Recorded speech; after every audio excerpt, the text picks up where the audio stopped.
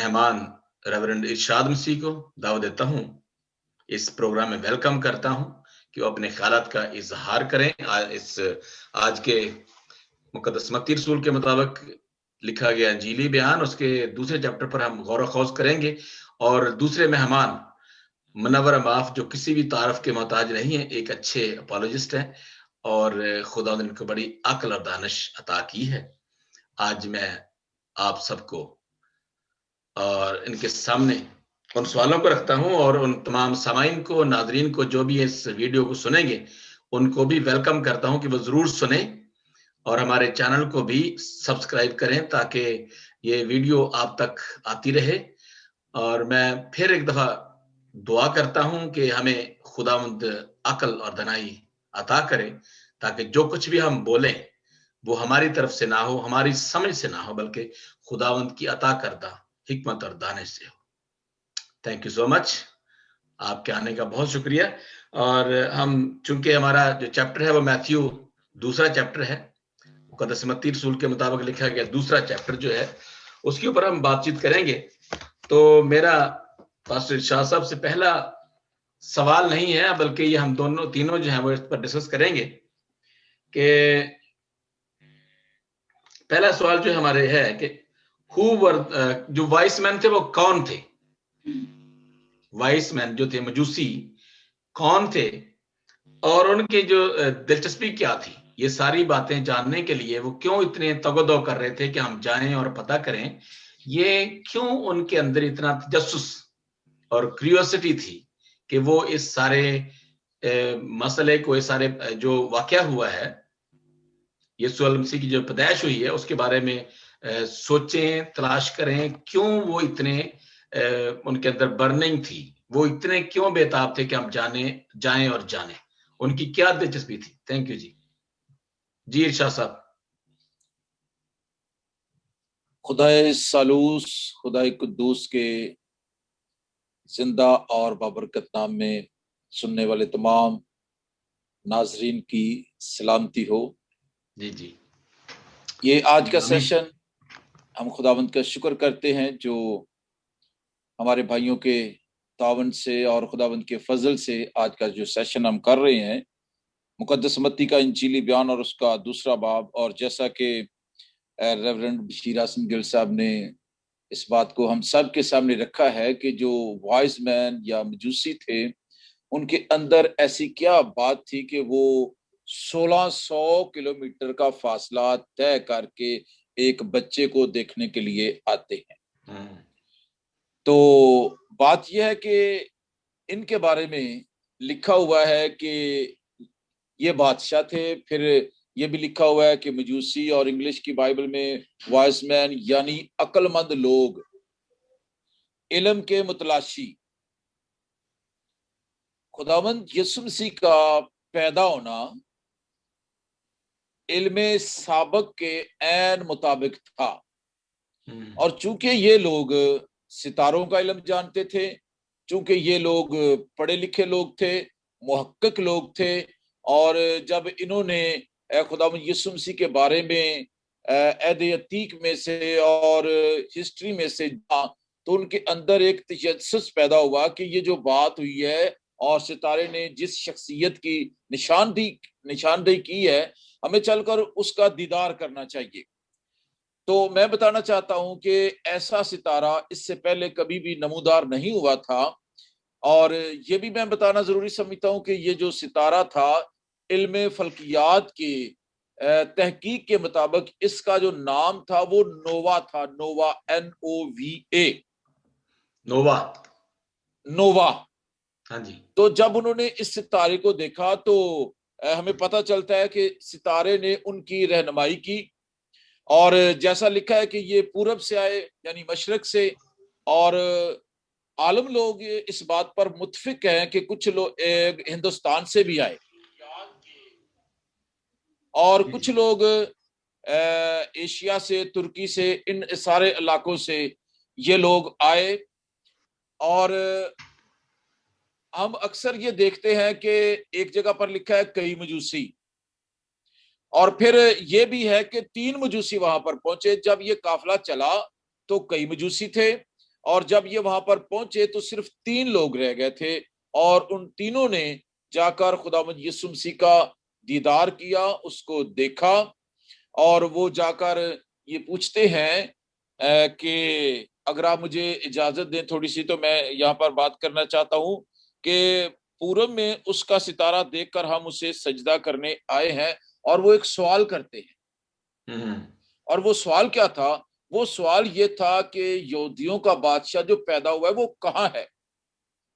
متلاشی لوگ، تلاش کرنے والے لوگ، آج بھی لوگ یہ سوال کرتے ہیں کہ یسوع کہاں ہے اور اسے کہاں ہونا چاہیے، اسے کہاں ہونا چاہیے۔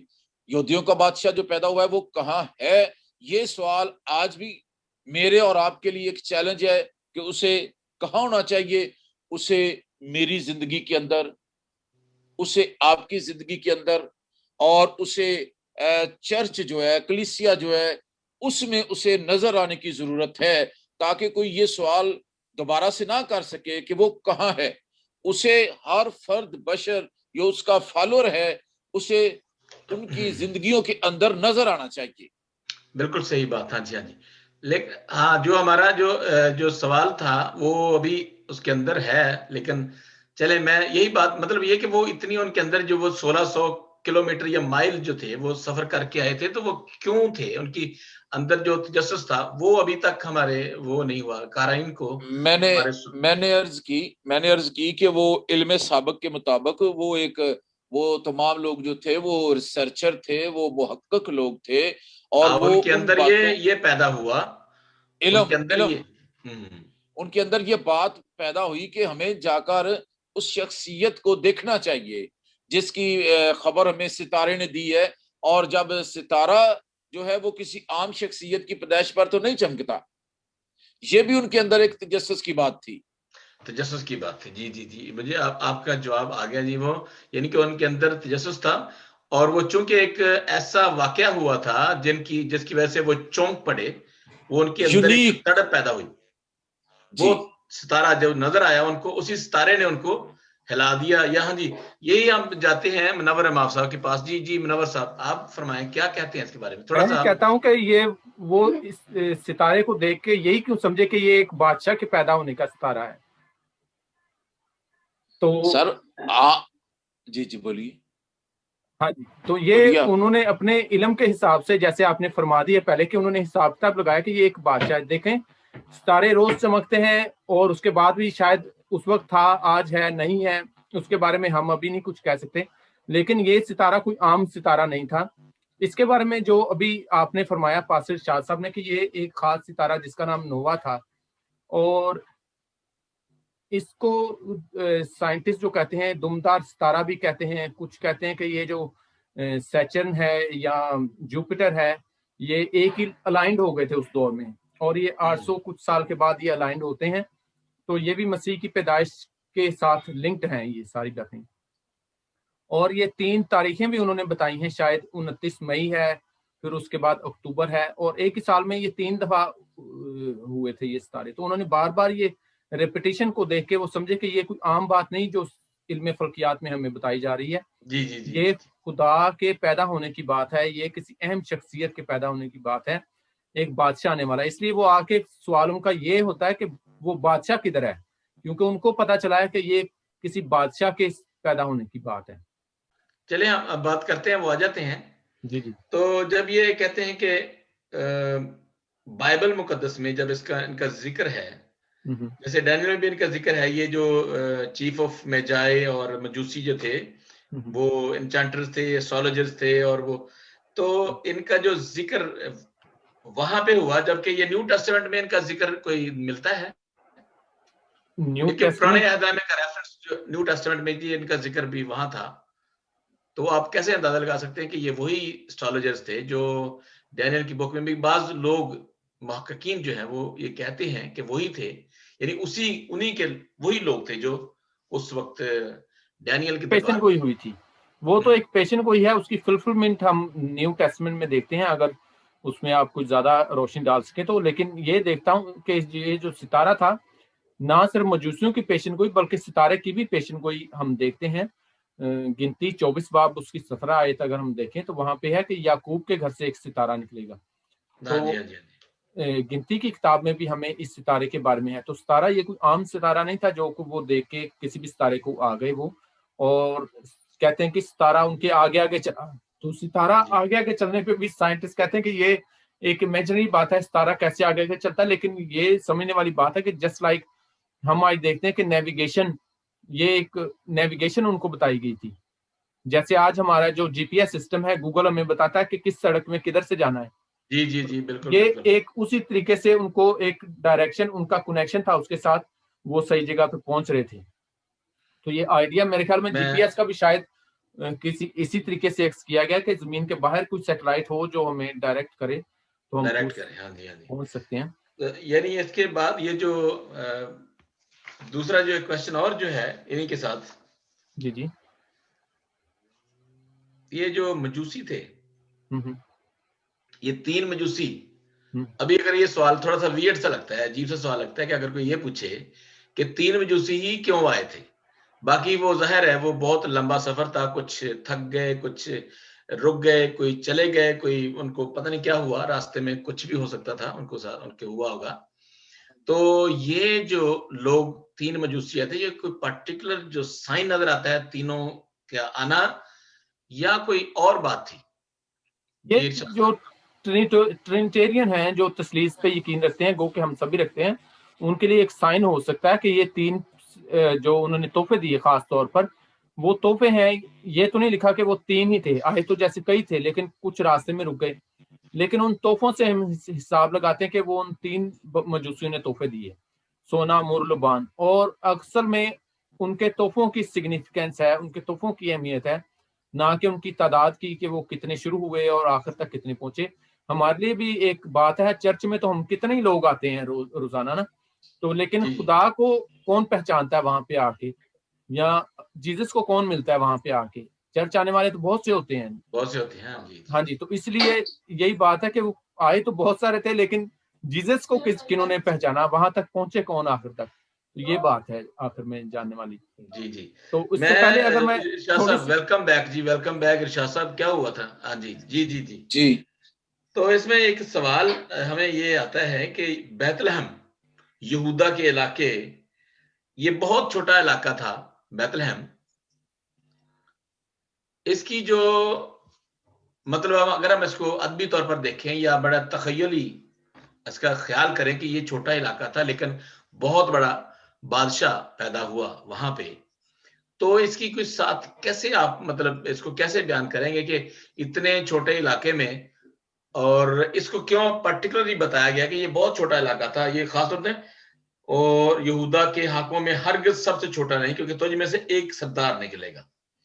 بیت لحم کی پرٹیکولرلی کیوں اس کی طرف اشارہ ہے؟ سر یہ جو نبوت آپ نے پڑھی ہے, یہی اس کی جو عظمت ہے اس کو بیان کرتی ہے. بیت لحم افراطہ کی عظمت جو ہے وہ اسی نبوت میں پائی جاتی ہے, جب یہ لکھا ہے کہ تجھ میں سے ایک سردار نکلے گا جو میری امت اسرائیل کی گلہ بانی کرے گا.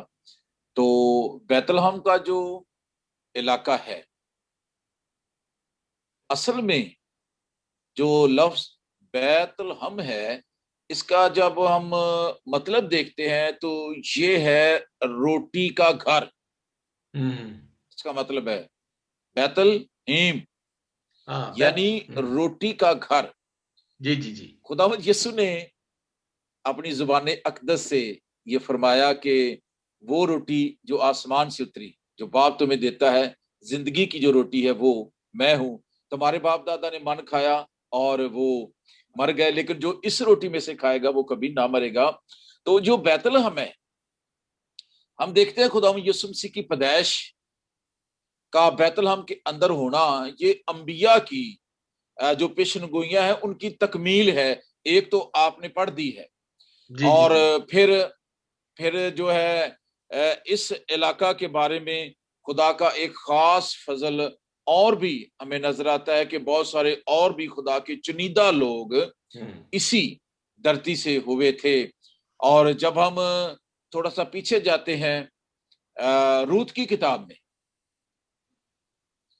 تو وہاں پر بھی بیت الحم کے بارے میں ہمیں ایک بہت ہی یونیک سٹوری ملتی ہے جو خداوند یسوع مسیح کے، جیسا ہم پہلے شجرہ نسب دیکھ چکے ہیں داؤد کی، اور اس کے بعد جو روت تھی، اس سے آگے جو سارا شجرہ نسب چلتا ہے، اس کا بھی بیت الحم کے علاقہ سے گہرا تعلق ہے۔ میں اگر تھوڑی سی اور وضاحت کروں اس میں، جی جی اجازت ہے؟ جی جی جی ہاں جی جی جی جی سر جی، یہ میں اسی لیے رکا ہوں تاکہ آپ جی وہ یعقوب کی جو بیوی تھی راخل، وہ بھی جب فوت ہوئی ہے تو اس کو اسی شہر میں دفنایا گیا۔ اگر ہم پیدائش 35 باب اس کی 16 سے 20 آیت دیکھیں تو اس میں ہم یہ سارا ذکر پڑھتے ہیں کہ اس بجا شہر میں فرمایا آپ نے، اس شہر میں اس کو دفنایا گیا۔ جی اور روت بھی جو تھی وہ بھی آپ نے بھی فرمایا وہ بھی اسی شہر سے اس کا تعلق تھا۔ روت 1 باب اس کی 22 آیت میں اگر ہم پڑھیں تو وہ بوئز سے جب ان کی ملاقات ہوتی ہے تو وہ یہی شہر کا، اور اس سے بڑھ کر اس کی اہمیت اس سے بڑھ کر ہے کہ اگر ہم سیموئیل 16 باب میں پڑھیں، پہلا سیموئیل 16 باب، تو اس میں جب داؤد نبی ہے تو وہ بھی اسی شہر سے اس کی بادشاہت ملتی ہے۔ بالکل بالکل، یہ اس کی جائے پیدائش اور یہ ساری چیزیں، یہ کوئی عام بات نہیں، یہ نبیوں کا شہر ہے۔ علاقہ چھوٹا ہے لیکن اس کی عظمت بہت بڑی تھی، عظمت بہت بڑی، عظمت بائبل مقدس۔ ہاں، تو اس حساب سے یہ نبیوں کا شہر تھا، اور ضرور تھا کہ مسیح جو ہے ہمارا بادشاہ ہے، کیونکہ ایک بادشاہ کے طور پہ اس کو ظاہر کیا جا رہا ہے یہاں پہ متی کی کتاب میں، تو اس کو ڈیوڈ سے ملایا جاتا ہے جب، تو وہ پھر ہم لنک دیکھتے ہیں کہ یہ داؤد کا شہر تھا بیت الحم، تو اس وجہ سے یہاں پہ پیدا ہونا کوئی عام بات نہیں، یہ ساری خدا کی منصوبے کا حصہ تھا۔ جی، اور نبوتوں کی تکمیل ہے یہ، جی نبوتوں کی تکمیل ہے یہ، نبوتوں کی تکمیل ہے یہ، آپ بالکل بات آپ بجا فرما رہے ہیں۔ میں اس کو جیسے منور صاحب نے یہ کہا کہ جی یہ چھوٹا شہر نہیں، یہ بادشاہوں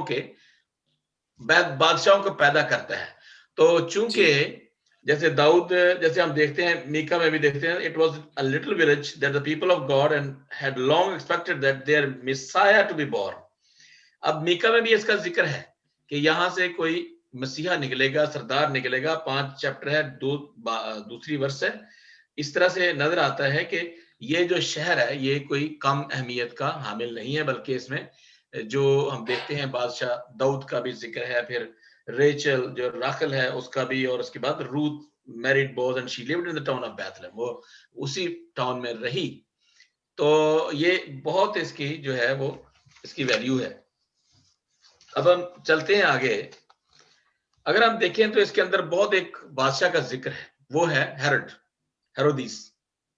ہیرودیس بادشاہ کو، اگرچہ وہ دنیاوی طاقتور تھا لیکن وہ اتنا اس کو فکر کیوں تھا، یہ ہم نے پہلے بھی اس کے اوپر غور و خوض کیا تھا۔ تو پہلے میں سمجھتا ہوں کہ منور صاحب کے پاس جاتے ہیں، ان کے پاس کافی باتیں ہیں۔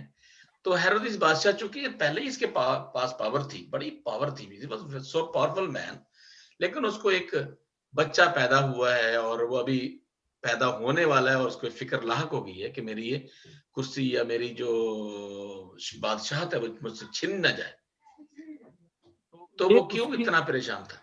جی منور صاحب۔ اس میں اس کی مکاری جناب جو ہے بڑی واضح ہمیں نظر آتی ہے اس پورے سیکوینس میں، کیونکہ جب وہ آتے ہیں مجوسی آ کے پوچھتے ہیں دربار میں کہ وہ بادشاہ کہاں پیدا ہونے والا ہے، تو وہ جناب اپنے کاہنوں کو بلاتا ہے وہاں پر جو درباری تھے، لیکن مین ٹو دا پوائنٹ پہ ہم آتے ہیں کہ اس کی پریشانی کیا تھی، کیونکہ اس کے دل میں خوف تھا کہ یہ بادشاہت مجھ سے چھن نہ جائے، یہ دنیاوی لالچ اس کے پاس بہت تھا، اور دیکھنے میں اگر آیا ہے کہ یہ تقریباً 40 قبل از مسیح میں اس کو بادشاہ بنایا گیا تھا رومن امپائر کی طرف سے اس ایریے کا، یہودیہ کا۔ تو یہ اس وقت جو تھا اس کا لالچ کہیں ختم نہیں ہوتا اس کی، ہم اگر ہسٹری پڑھیں آؤٹ آف دا بائبل جا کے تو اس میں ہم دیکھتے ہیں کہ اس نے اپنی ماں کو بھی، الیگزینڈرا اس کا نام تھا، اس کو قتل کروایا، اس کے بعد اس نے اپنی بیوی کو بھی قتل کروایا، اور غالباً 2 بیٹوں کو بھی قتل کروایا کہ کہیں یہ بڑے ہو کر مجھ سے بادشاہ نہ چھین لیں۔ اب اس کی یہ ہرس اور لالچ کا یا اس کے ڈر اور خوف کا اندازہ آپ اس سے لگوا سکتے ہیں کہ بیٹا بائبل مقدس میں بھی اور آج کے دور میں بھی بہت عزیز ہوتا ہے ہر کسی کو، اور اس کو خدا یسوع مسیح اور خدا باپ کا جو تعلق ہے وہ بھی باپ بیٹے کے حوالے سے بتایا گیا ہے۔ لیکن یہ جو ہیرودیس ہے یہ اپنے بیٹوں کو قتل کروانے سے بھی دریغ نہیں کرتا، تو یہ تو تھا اس کا نیگیٹو پہلو. اگر اس کی پازیٹیوٹی پہ جائیں, جیسے وہ حکومت کرتا تھا, تو اس کی اچھی باتیں جو ہیں ہمیں نظر آتی ہیں ایز اے سیاسی یا سوشل اس کی جو باتیں. تو 25 قبل مسیح میں وہاں پر یہودیہ کے علاقے میں ایک قحط آیا جو ہسٹری میں بیان کیا جاتا ہے, اور اس میں اس نے کیا کیا کہ اپنے پاس جو اس کا پرسنل بلونگنگ تھی, پرسنل سونا اس کے پاس پڑا تھا, وہ اس نے بیچ کر اور اپنے عوام کے لیے اس نے اناج جو کا بندوبست کیا. اور اس کے علاوہ قحط کی وجہ سے ظاہر ہے لوگ اس وقت ٹیکس نہیں تھے دے پاتے, تو اس نے اس سال کے ٹیکس معاف کر دیے تھے.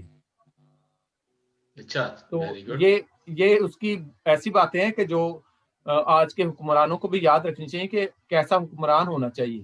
تو وہ عوام کے لیے سم ٹائم ایسے کام کرتا تھا جو بہتر ہوتے تھے, ٹیکس معاف کر دینا یا ان کو خوراک کا انتظام ان کے لیے کروانا, لیکن وہ اپنی بادشاہت کو کسی بھی حالت میں چھوڑنا نہیں تھا چاہتا. اس لیے وہ پریشان ہو کر مکاری سے کہتا ہے کہ کہاں ہے وہ بادشاہ, وہ جب پتہ چلے تو مجھے بھی بتانا. تو وہ ساری سٹوری پھر ایسے ہی گوئنگ آن چلتی ہے. میں نا سوری آپ کی بات کو میں کاٹ رہا ہوں. میں جاتا ہوں پادری ارشاد صاحب کے پاس. یہ جو ہیرودیس ہے اس کی اگر آپ کو کوئی ہسٹری کہاں سے آیا تھا, یہ مجھے میرے نزدیک یہ ایڈومائٹس اور یہ عیساؤ کے خاندان سے تھا. تو آپ اس کے بارے میں کچھ اور مزید بتائیں کہ یہ جو ہیرودیس تھا اس کا جو فیملی ٹری ہے یا جو فیملی اس کا بیک گراؤنڈ تھا وہ تو عیساؤ سے تھا. آپ کیا جانتے ہیں کہ واقعی کہاں سے تھا یہ بیسیکلی؟ جہاں تک میں نے اس کے بارے میں جانا ہے کہ یہ موابی بھی تھا, اور چونکہ موابی النسل ہونے کے سبب سے اس کے بلڈ کے اندر نیگیٹیوٹی جو ہے وہ سرایت کر چکی تھی, اور اس سبب سے وہ ایڈومائٹس. جی تو اس سبب سے وہ خداوند یسوع مسیح جو ادوم تھا نا, ادوم بھی شروع سے ہی خدا کے خلاف کام کرتا تھا اور اس کے خلاف ہی چلتا تھا. تو اس سبب سے اس کے خون کے اندر بھی بلڈ جو ریلیشن تھا اس کے اندر بھی نیگیٹیوٹی شامل تھی.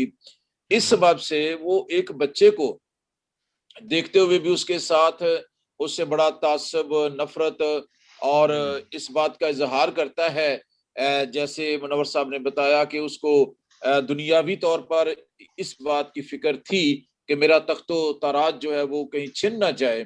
تو اس سبب سے اس کے بلڈ کے اندر میں سمجھتا ہوں کہ یہ بات تھی کہ لالچ تھا اور غصہ تھا, نفرت تھی, اور اس سبب سے وہ جو ہے خداوند یسوع مسیح کے بچپن میں ہی اس کی اتنی مخالفت کرتا ہے. بالکل صحیح. جی تو ابھی ہمارے پاس کچھ اور ٹائم ہے, دیکھیں ہم چلتے ہیں آگے.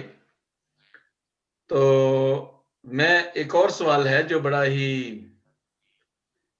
چیف پریسٹ اور لیڈرز یہ جو تھے, یہ جو ان کے جو چیف پریسٹ تھے اور لیڈرز تھے ہیرودیس کے, یہ ان کو جو ہے وہ مشورہ دے رہے تھے, اور وہ بیسیکلی کیوں ان کو مطلب ٹیچر آف دا لا وہ بڑے تھیولوجین تھے, وہ کس حوالے سے دیکھ رہے تھے, کس حوالے سے وہ تھیولوجین بھی تھے, تھیولوجی سمجھتے تھے, وہ کس حوالے سے دیکھ رہے تھے کہ اس جو بادشاہ پیدا ہوا ہے یا جو بچہ پیدا ہونے والا ہے اس کو ایسے بچوں کو مروا دیا جائے یا وہ نہ پیدا ہو, کیوں نہ پیدا ہو. ہاں جی منور صاحب, یہ سوال سمجھ آئی میری بات کی کیوں میں کیا کہنا چاہ رہا ہوں کہ کیوں اس نے بچے مروائے؟ سمپلی سی سوال تو یہ ہے. سمپلی سی بات تو یہ کہ اس کا اس میں ڈر خوف تو ہمیں پہلے میں نے بیان کیا, پہلے میں آ گیا. وہ تو آ گیا. ہاں جی. تو جو بندہ اپنی سکی اولاد کو قتل کروا رہا ہے اس کے لیے کوئی ضروری نہیں تھا کہ وہ باقی بچوں کو بھی رہنے دیتا. اس کا ہسٹوریکل بیک گراؤنڈ اگر ہم دیکھیں تو شاید تاریخ میں ہمیں ویسے نہیں ملتا کہ جیسے باقی بچے 2000 قتل یا 2 سال سے پہلے جو قتل ہوئے تھے یا نہیں, لیکن کیونکہ کلام میں لکھا ہے متی کی باب میں, اور یہ ایک ریکارڈڈ بات ہے کہ ایسے ہوا, تو ہم اس کو ایسے ہی مانتے ہیں جیسے لکھا ہوا ہے. تو بچے جو قتل ہوئے وہ ہم دیکھتے ہیں کہ یہ شیطان کا منصوبہ اس میں شامل ہوتا ہے شروع سے ہی. اگر ہم دیکھتے ہیں تو کیونکہ پیدائش 3:15 میں جب ہم دیکھتے ہیں تو جب شیطان کو پتہ چلا کہ عورت کی نسل میں سے جو ہوگا, عورت کا پہلوٹا, وہ مجھے یعنی کہ قتل کرے گا, مارے گا یا میرا خاتمہ کرے گا, تو اس کو پیلوٹوں سے شروع سے ہی مخالفت اس کی رہی ہے ابلیس کی. اگر آپ دیکھیں بائبل میں تو اس نے پہلا پیلوٹا قائن اور حابل اس کو بھی اپنے قبضے میں کیا. پھر یعقوب جو ہے، عیساؤ اور یعقوب، وہاں پہ پیلوٹے کا ان کا جو جھگڑا تھا اس کو بھی شیطانی ایک طریقہ کار سے اس نے اس پہ غلبہ پایا.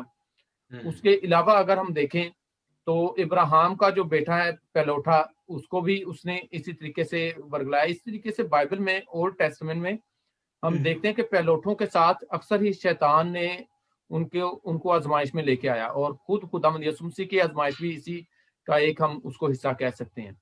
تو یہ جو قتل کروانے والی بات ہے، یہ ڈیفینیٹلی ہیرودیس شیطان کے شکنجے میں آیا، اور اس نے دیکھا کہ یہ جو بادشاہ پیدا ہونے والا ہے اس کو قتل کروانا ہے یا اس کو ختم کروانا ہے، راستے سے ہٹانا ہے. تو یہ اس کا ایک تھیولوجیکل پہلو ہم اس میں دیکھ سکتے ہیں کہ اس نے یہ قتل کروائے، چاہے سمبولکلی ہے یا وہ ریئلٹی میں ایسے ہوا ہے، لیکن یہ ایک شیطان کی بڑی چال ہم اس میں دیکھتے ہیں. جی جی ہم جب میتھیو پڑھتے ہیں دوسرا چیپٹر، اس میں 9 سے 11ویں آیت تک، ارشاد صاحب، پادری صاحب، آر یو ود می؟ جی سر، آپ سن رہے ہیں؟ تو اس میں جو 2 واقعات بڑے رونما ہوئے، بڑے تگڑے واقعات ہوئے ہیں، بڑے زبردست واقعات، وہ کون سے واقعات، کن کی طرف؟ جیسے اس میں اشارہ یہ کرتا ہوں، دا اسٹار وچ دے، جو انہوں نے دیکھا وہ بڑا ہی معجزانہ طریقے سے وہ ظاہر ہوا، اور وہ وہاں رکا جہاں پہ بچہ تھا. تو اس کے علاوہ جو یہ واقعات ہوئے ہیں، ان واقعات کا یہ جو خواب میں دکھائی دیا، اور یہ آج کل بھی خواب لوگوں کو دکھائی دیتے ہیں، ایسے خوابوں میں نظر آتا ہے، یہ کیا ہے؟ وہ اسی وقت تھا. خواب تو سر آج بھی لوگ دیکھتے ہیں، ایسے جو خواب جو سچے خواب ہوتے ہیں، یا جو ان کی تعبیریں ایسی ہو سکتی ہیں. آپ نے کہا کہ خواب آج بھی لوگ دیکھتے ہیں، تو اس کا جواب یہ ہے کہ خواب آج بھی لوگ دیکھتے ہیں. اور بائبل مقدس میں بھی اس کا ذکر ہے، نہ صرف اس حوالے میں بلکہ اور بہت ساری جگہوں پر بھی اس کا ذکر ہم پڑھتے ہیں. جیسے یوسف کے زمانے میں فرعون جو ہے وہ خواب دیکھتا ہے، اور بہت ساری جگہوں پر دانیل کی کتاب میں اور بہت ساری جگہوں پر خوابوں کا ذکر ہے. اور اس سے ہم یہ نہیں کہہ سکتے کہ جو خواب ہیں وہ سارے کے سارے جھوٹے ہی ہوتے ہیں. اور خواب اور رویا یہ بھی خدا کی آگاہی اور اس کی اپنی مرضی ظاہر کرنے کا ایک طریقہ ہے لوگوں پر، خوابوں کے ذریعے سے.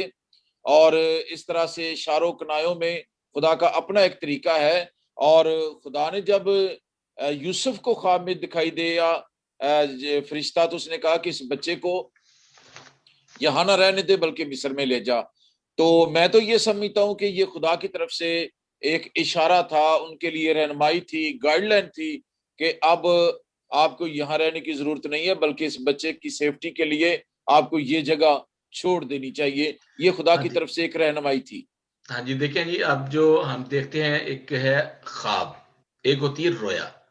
اب بحیثیت مسیحی جب ہم ایسی باتیں کرتے ہیں، اب دوسرے مذاہب میں بھی دیکھیں تو یہ خواب اور رویا جو ہے ان کی اپنی اہمیت ہے.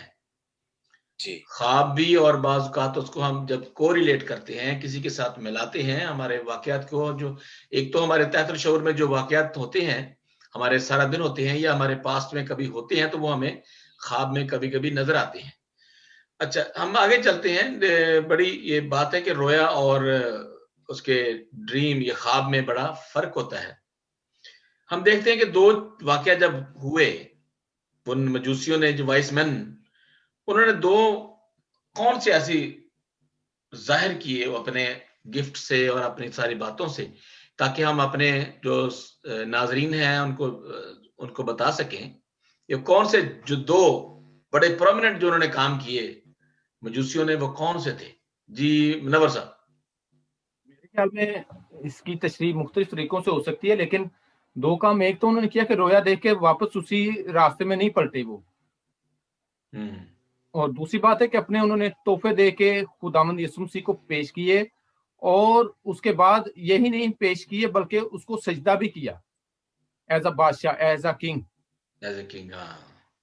تو یہ انہوں نے بڑی اہمیت کی باتیں ہیں جو کہ انہوں نے اپنے آپ کو خداوند کے سامنے انڈیلا اور اس کے بعد سجدہ بھی کیا. تو وہ جانتے تھے کہ یہ جو دنیا کا مسایہ ہے, بچانے والا ہے, نجات دہندہ ہے, وہ یہی ہے. تو وہ اپنا اعتراف بھی وہیں پہ کر کے ہی گئے ہیں. بالکل صحیح بات ہے. یہ آپ کے دو باتیں انہوں نے سجدہ بھی کیا اور ان کی پرستش بھی کی, یسوع کی بچے کی پرستش بھی کی, اور اس کے بعد ان کو بڑے ہی جیسے بادشاہوں کو گفٹ دیتے ہیں ویسے ہی گفٹ دیے.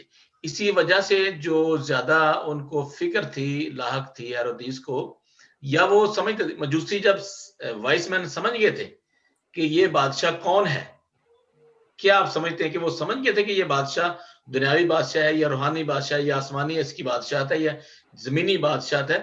تو ہم اس کو بائبل سے ہٹ کر یہ دیکھتے ہیں کہ کیا مجوسی یہ سمجھ گئے تھے کہ یہ یسوع المسیح کی جو بادشاہت ہے وہ زمینی نہیں بلکہ آسمانی ہے؟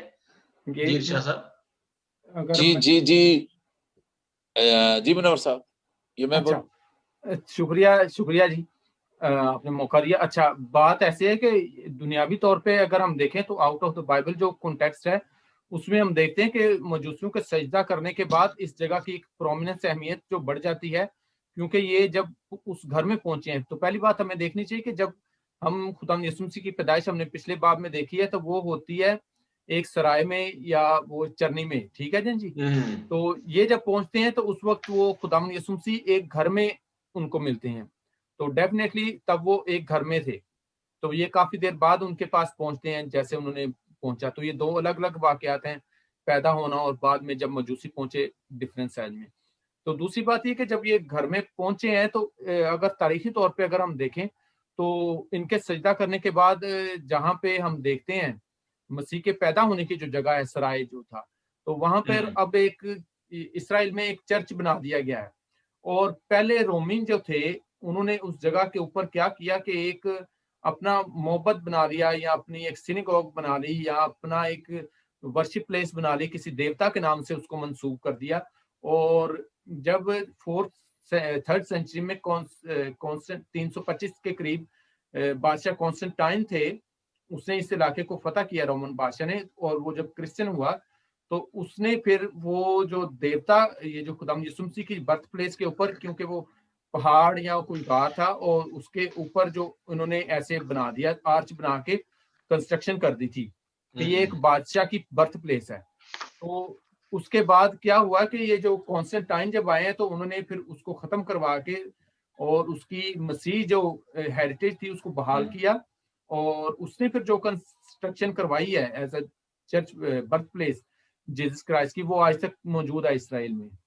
جی ہاں جی ارشاد صاحب, آپ کچھ کہنا چاہتے ہیں؟ اور ہم ابھی ہمارے جو اس پروگرام کا وقت ختم ہونے جا رہا ہے, تو میں سمجھتا ہوں کہ ہمیں اس کو آج یہاں تک ختم کرنا چاہیے. کیا خیال ہے جی؟ اگر آپ اجازت دیں تو میں ایک بات کرنا چاہوں گا, نہیں تو اگر ٹائم اوور ہو گیا تو دیٹس آل. نہیں آپ بات ٹائم کی کوئی بات کریں جلدی سے. وہ جیسا منور صاحب نے فرمایا ہے کہ انہوں نے اس کو اسی وقت جب وہ بچہ تھا وہ بادشاہ کے طور پر اس کو سجدہ کیا. صرف یہی نہیں بلکہ انہوں نے اس کو کاہن اور اس کو اپنا جو ہے وہ کفارہ دینے والا, یہ جو تینوں سمبل ہیں, جو تینوں ان کے گفٹ تھے, ان کی الگ الگ جو ڈیفینیشنز ہیں. جو سونا ہے وہ خدا یسوع مسیح کو بادشاہ پیش کرتا ہے, جو مر ہے وہ اس کو ان کا جو جان دینے والا برہ وہ پیش کرتا ہے, اور جو لبان تھا وہ پیش کرتا ہے یہ کہ ہمارا یہ کاہن اعظم ہے, یہ سردار کاہن ہے. اور انہوں نے تینوں حیثیتوں سے اس کو اسی وقت ہی تسلیم کیا, اسی وقت اس کو انہوں نے اس کو تسلیم کیا, نہ صرف بادشاہ بلکہ اپنا مکتی, نجات دہندہ اور اپنا کاہن اعظم جو ہماری سفارشات اور ہماری قربانیاں خدا تک پہنچاتا ہے. یہ تین حیثیتوں سے انہوں نے خدا یسوع مسیح کو بچپن میں ہی جب دیکھا اور اس کا یقین کیا اور اس کے آگے پھر انہوں نے سجدہ کیا. دو لوگ اور بھی وہاں پر تھے اور میں بتانا چاہتا ہوں کہ انہیں سجدہ نہیں کیا. بالکل. مقدسہ مریم اور مقدس یوسف, ان کو انہوں نے سجدہ نہیں کیا کیونکہ خدا کے علاوہ وہ جانتے تھے کہ کسی اور کو سجدہ جائز نہیں ہے. اس لیے بچہ ہوتے ہوئے انہوں نے چونکہ سارا ان کے بارے میں تحقیق کر چکے تھے تو انہوں نے اسے ہی سجدہ کیا.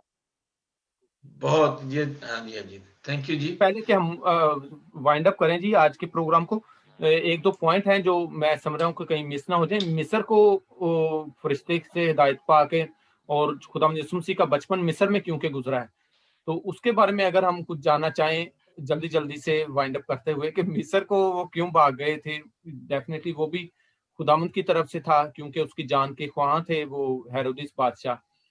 اور خداوند یسوع مسیح جو ہے ان کا بچپن جو ہے کچھ سال کہا جاتا ہے کہ وہ مصر میں تھے. اور ہوسیہ کی کتاب اس کا 11 باب اس کی پہلی آیت میں دیکھے تو ہمیں اس کا ذکر ملتا ہے کہ یہ بھی پیشن گوئی تھی کہ میں نے اپنے بیٹے کو مصر سے بلایا. بالکل. آخری جو آیت ہے اس کو میں اگر کہوں کہ وہ اسی باب کے آخر میں آیت ہے کہ اور وہ ناصرت کے ایک شہر میں جا بسا جو نبیوں کی معرفت کہا گیا تھا کہ وہ پورا ہو کہ وہ ناصری کہلائے گا. اب اس کے بارے میں تھیولوجین کا تھوڑا سا ڈفرنس ہے، وہ اختلاف ہے. وہ کہتے ہیں جی ایسی کوئی شہادت ہمیں پرانے عہد نامے میں نہیں ملتی کہ وہ جو پیدا ہونے والا ہوگا بچہ، وہ جو بادشاہ، وہ ناصری کہلائے گا. تو اس کے بارے میں اگر میں وائنڈ اپ اس کو کرتا ہوا بتاتا چلوں کہ وہ ایسی کوئی بات نہیں، یہ نان بیبلیکل نہیں ہے اور کنٹراڈکشن نہیں ہے. اگر ہم اس کو ان فیوچر میں دیکھیں لوکا نبی کے ساتھ، لوکا کی معرفت جو لکھی گئی انجیل ہے اس کے 2 باب میں جب بتایا گیا ہے تو وہ سارے نبیوں کی انہوں نے پیشن گوئی زیادہ ڈیٹیل کے ساتھ انہوں نے بتا دی گئی ہیں. جی. اور اس میں ہم دیکھتے ہیں کہ گو کے ایسے ورڈ نہیں ہے کہ وہ ناصری کہلائے گا. یہ متی نے پرٹیکولرلی لکھے ہیں اور اس کو بائبل سے ریفرنس اس کا کوٹ کیا کہ وہ نبیوں کی معرفت کہا گیا تھا. تو یہ ان کی فیوچر کی پلاننگ تھی، فیوچر کا بارے میں جاننے کی بات تھی کہ وہ کیونکہ ناصرت میں رہتے تھے ناصری کہلائیں گے. تو اس میں اگر کوئی آپ بات کرنا چاہیں تو ٹائم ہے. میرا خیال یہ ہے کہ ابھی ہم اس کو وائنڈ اپ کریں اور آج کا پروگرام کو ہم یہیں تک اختتام کریں اور نیکسٹ جو ہے وہ ہم اگلے واٹ اباؤٹ 3rd چیپٹر کل کریں گے یا اس کے بعد کر لیں گے. تھینک یو ویری مچ. تب تک کے لیے اجازت دیجیے. خدا آپ سب کے ساتھ ہو. اور ہمارے جو پاسٹر ارشاد صاحب، آپ کا بہت شکریہ. آپ نے مصروفیت سے وقت نکالا اور ہمارے ساتھ رہے کیونکہ ہر انسان آج کل بڑا مصروف ہے. منور صاحب آپ کا بھی بہت شکریہ. تو ہم تو ویسے بھی خادم ہیں، ہمارا تو ٹائم ہی یسوع مسیح کے لیے ہے، اس کی ساری کلام کے لیے ہے. ہم لوگوں کو اپنی باتوں سے خدا ان کی طرف لانے کی کوشش کرتے ہیں. Thank you very much. Okay جی، شکریہ پاک صاحب.